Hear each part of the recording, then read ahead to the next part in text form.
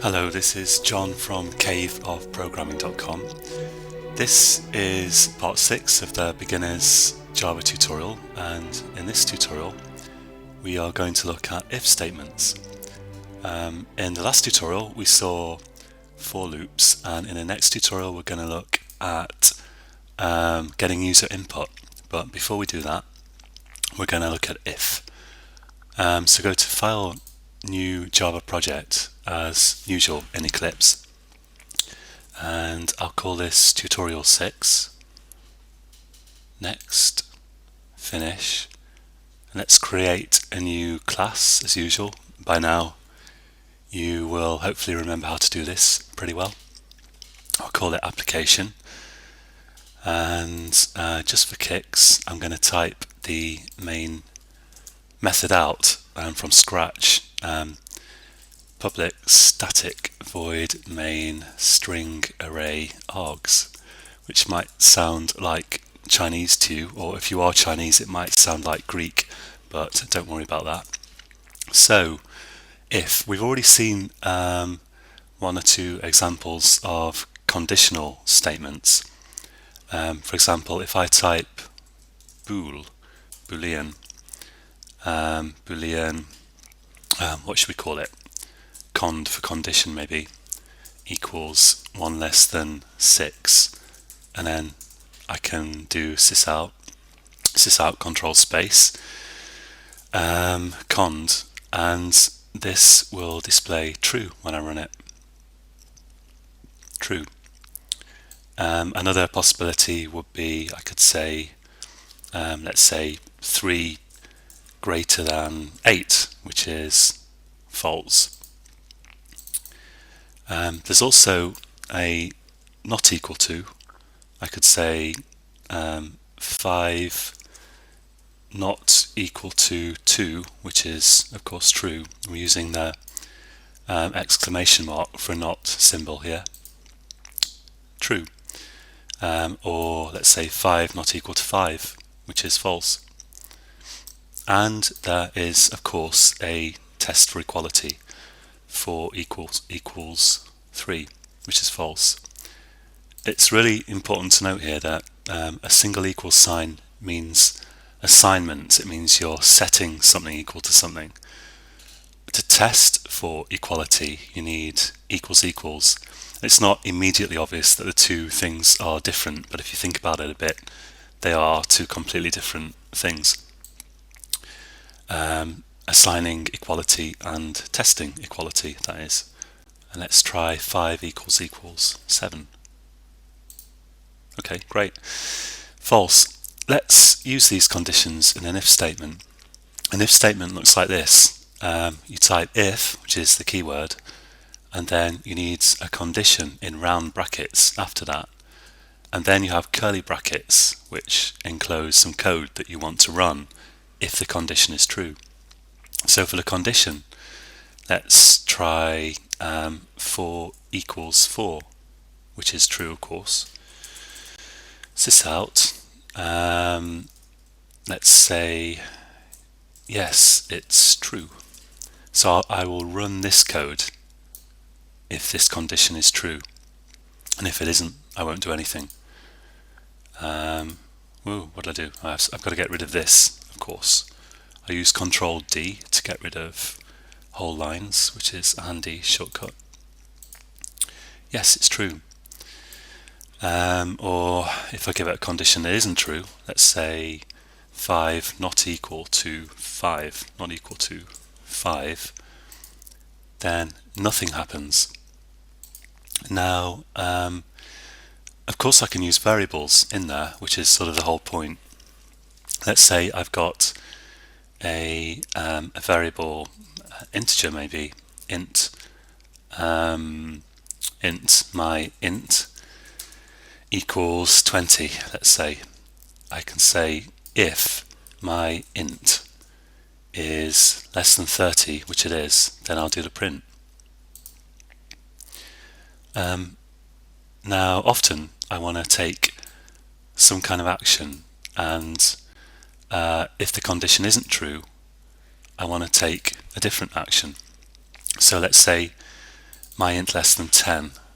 Okay, this is false, so at the moment nothing happens because this condition is false, so it doesn't do the code. But I could put a else statement.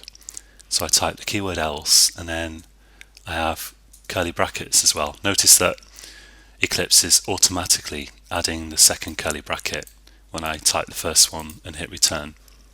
And here I will type system.out.println no, it's false. Okay, no, it's false. Or if I set this equal to something that is true, my int less than 100, then I get the first bit, but the else doesn't do anything. There is also a else if. For example, I can say else if and then round brackets, and I can put another condition in here. So here I could say, for example, if my int is less than 100, I want to do this. Else if my int is greater than, so here I've got my int less than 10, and here I can say if my int is greater than 20, I'll do this. So, and I'll set my int to 15, and then nothing happens because this is false, so it doesn't do this, and this else if condition is also false, so it doesn't do this. But if I set it to less than 10, this will be true, so I'll get this. And if I set it to greater than 20, I'll set this equal to 30, then I get this condition. What happens if I say else if my int less than 20 and set it equal to 5? Now both conditions are true, but if I run it, as you can see, these are kind of mutually exclusive. So it's saying if it's less than 10, yes, do this, forget about everything else. And that's the idea behind else if. This is an alternative. So if one of these, if this clause is true and it does this, it's not going to do this. This only happens if this isn't true and this is. I can combine if, else if, and else, of course. So I can say else sysout none of the above, and I can say, so this says it's less than 10. Let's make this say it's greater than 20, and let this be 15. Now this isn't true, this isn't true, so it will just do this because this is what it does if none of these conditions are true, none of the above. As usual, if this seems complex, just have a play around with it and try creating ifs and elses and see what happens. And of course, usually you probably use this with some kind of input or the results of some kind of calculation. And as I say, in the next tutorial, we'll get on to looking at user input. For now, let me just show you one more thing.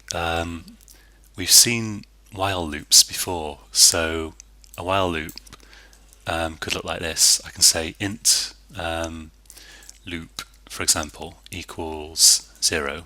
So I have a loop counter which usually you set to 0 to start with, but it doesn't have to be. While loop is less than 5, let's say, do loop sysout, and I'll write looping plus loop. Now, so this at the moment is an infinite loop. If I run this, it just loops and loops and loops, because loop is always less than 5, so it will always do the loop. And I could stop that by incrementing the loop here. Loop plus plus will add 1 to the loop, as we saw last time. It will add 1 to the loop counter, and in this case every time the loop executes. So now we have 0, 1, 2, 3, 4. But another interesting way of doing it, which is sometimes useful, is I could say if loop equals 5, then break. And the break statement just immediately stops the loop executing.